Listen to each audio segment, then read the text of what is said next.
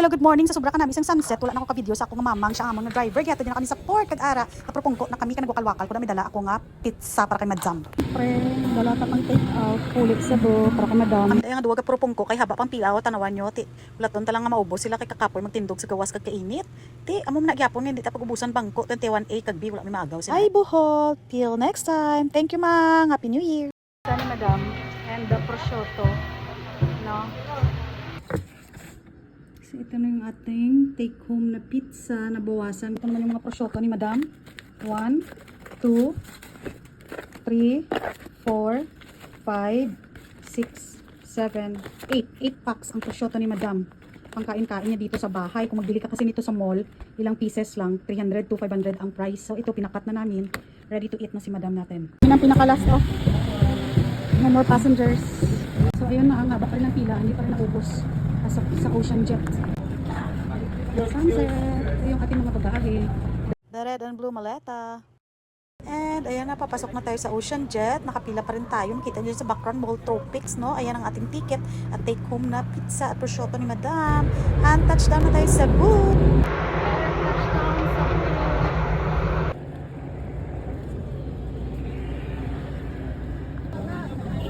We're here, Madam.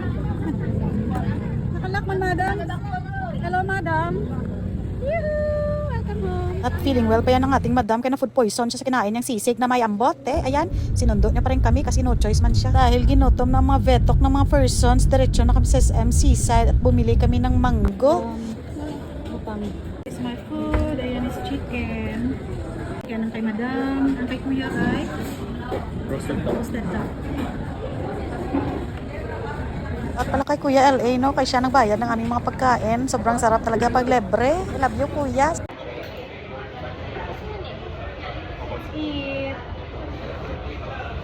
Dami talaga yung aking timo-timo dyan. Kasi syempre libre, no? Masarap. At syempre gulay ang inuna natin. May chicharon sila na salted egg ang flavor. Yan yung sikat na junk foods doon sa Singapore. Na-miss ko talaga yan noon. Dati, sarap-sarap. Pero ngayon, ambot. Katamis na ng mga pagkain nila dito. Dirty low carb na naman ang ating kinain today. Ay, ambot na lamang. Kailan pa tayo maging strict low carb? Balik naman tayo loob eh. Babawi talaga ako sa yourself to. Ang dami kong mga kinain na bawal. Ay, ambot na lamang. Mag-strict low carb na balik loob tayo.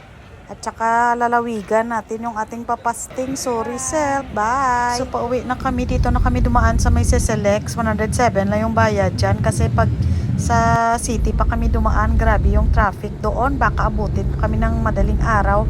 Kasi nag-opening na daw yung kanilang sinulog dito. Siyempre para iwas traffic tayo, dito na tayo dumaan. Shortcut na tayo. Ang ganda-ganda ng kanilang bridge. Oh, may color-color pa. Malingaw ka talaga sa pagdaan mo. So ayan, dumating na kami ng bahay. Binuksan na ni Kuya yung gate. Bilisan mo, Kuya. Natuyo na talaga yung mata ko. Kinapoy ako sa ating biyahe nga delayed. O siya, babuna. Shout out, Kuya. Thank you so much sa paglibre mo lagi at magpakabait ka. Ang batang masunurin at marespeto sa magulang at mapagbigay sa kanyang magulang at kapatid ay pinagpala. Yan, Kuya. Maraming blessings ang darating sa iyo at magtagumpay ka at maabot mo ang iyong mga minimiti sa buhay. At laging tandaan, mag-pray ka lagi, mag-ingat ha. I love you, Kuya.